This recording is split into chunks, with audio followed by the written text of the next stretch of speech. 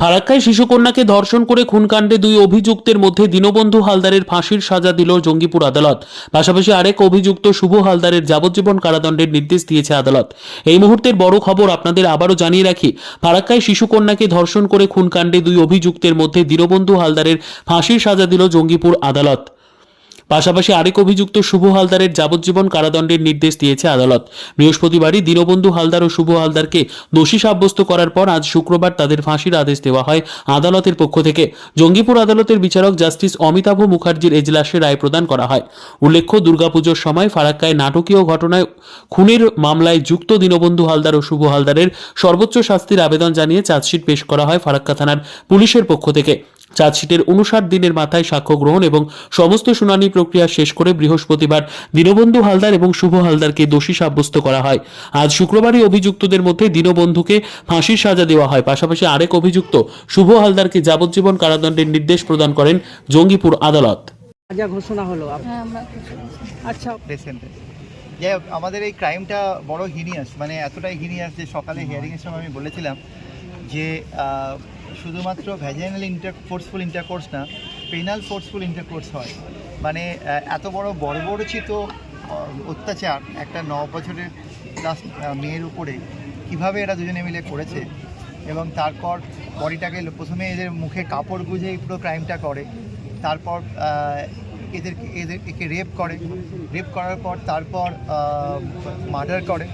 মার্ডারটা একেবারে strangulation by ligature, গলায় ফাঁস দিয়ে মেরেছে, হাত দিয়ে চেপে মেরেছে, আবার মুখটা চেপে স্মোদারিং করে মেরেছে। প্রত্যেকটার মেডিকেল এভিডেন্স আছে, মানে যত রকমভাবে কনফার্ম করেছে মৃত্যুটা, এবং মৃত্যুর পরেও এরা রেপের অ্যাটেম্প করছে, যেটা সবচেয়ে হিনিয়াসতম আমাদের ক্রাইমের মধ্যে পড়ে। এবং তারপর বডিটাকে লুকিয়ে ফেলার জন্য একটা বস্তার মধ্যে পড়ে, এবং সেটা বডিটা বস্তা সমেত সন্ধ্যেবেলায় ফেলার জন্য এদের প্ল্যান ছিল। তো আলটিমেটলি বাড়ির লোক প্রথমবার যখন যায়, দ্বিতীয়বার যখন যায়, ও কিছুতেই ডিসক্লোজ করেনি।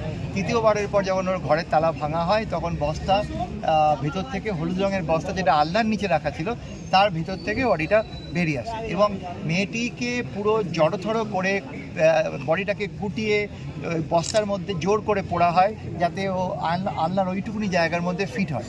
তো এটা একটা হিনিয়াসতম ক্রাইম। ইনভেস্টিগেশন হয়েছে প্রচুর টাইপের। আমরা 31 জন সাক্ষীকে আমি এক্সামিন করেছি এই মামলায়। টোটাল ইনভেস্টিগেশন আমাদের 21 দিনের মধ্যে অলমোস্ট শেষ হয়েছে, এবং তারপর আলটিমেটলি 39 দিনের মাথায় ট্রায়ালস এবং আজকে পানিশমেন্ট হলো। এক্স্যাক্টলি আমরা যদি 31শে মার্চ আছে, আমাদের 10 মাসটা, সেটা যদি সঙ্গে নিই, তাহলে আমাদের আজকে 61 দিন, এবং এই 2 মাসের মধ্যে পুরো ইনভেস্টিগেশন, মানে তদন্ত, বিচার এবং ট্রায়াল এবং শাস্তিদান, এই পুরো প্রসেসটা কমপ্লিট হলো। এবং এই পুরো প্রসেসটাতে আমি পুরো জঙ্গিপুর বারের প্রত্যেকটি লার্নের লয়ারের সহযোগিতা পেয়েছি। তা খুব ফাস্ট ট্রায়াল চলেছে দিনের পর দিন ধরে, এবং আমার এইটা আর জয়নগর একসাথে চলেছে। একটু ট্রাভেলসাম ছিল জার্নি করাটা।